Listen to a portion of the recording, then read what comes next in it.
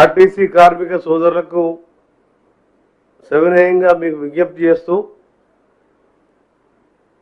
మీరెవ్వరు కూడా ఆత్మ బలిదానాలకు కానీ ఇంకా సమ్మెని ఉధృతం చేయాలనే ఆలోచనతో ఇవన్నీ వరకు కూడా చేయొద్దని మీకు మినిస్టర్గా సీనియర్ మినిస్టర్స్గా ముఖ్యమంత్రి గారు ఆదేశం మేరకు ఇప్పుడే క్యాబినెట్లో చర్చించి మీకు తెలుసు తెలంగాణ ఏ విధంగా ఆత్మ బలిదానం సాధించుకున్నామో ఆ తర్వాత ఏం జరిగినాయో విధ్వంసాలు ఆ తర్వాత తెలంగాణ వచ్చిన తర్వాత ఇదే ఆర్టీసీ కార్మికులు 58 రోజులు సమ్మె చేసి 36 మంది చనిపోతే ఖమ్మంలో శ్రీనివాసరెడ్డిని మొదలుపెట్టుకుని 36 మంది చనిపోయినా అప్పటి ప్రభుత్వం చెల్లించలేదు.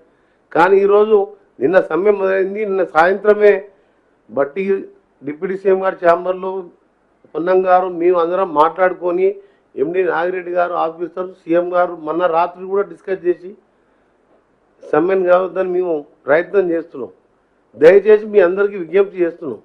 ఇది ప్రజా ప్రభుత్వం, ప్రజల సంక్షేమమే ధ్యేయంగా పనిచేస్తున్న ప్రభుత్వంలో ఇలాంటి ఆత్మహత్యలు మంచిది కాదని మీ అందరికీ కూడా దయచేసి మీ ఫ్యామిలీని ఒకసారి గుర్తు చేసుకోండి. ఇవాళ ఆ రోజు శ్రీనివాసరెడ్డి గారు వెల్ సెటిల్డ్ ఫ్యామిలీకి వెళ్ళి వచ్చినారు. 2 పిల్లలు ఆర్మీలో పనిచేస్తున్నారు. కానీ ఆయన మొండి వైఖరితోనే ఆ రోజు 36 మంది చనిపోయారు. కానీ మా ప్రభుత్వం ఆ విధంగా కాదు.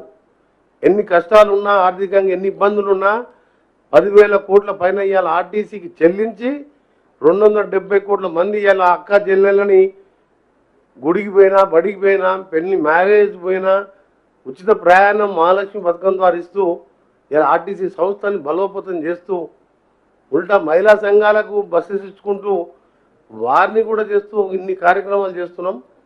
అందుకని మీకు దయచేసి మళ్ళీ విజ్ఞప్తి చేస్తున్నాం.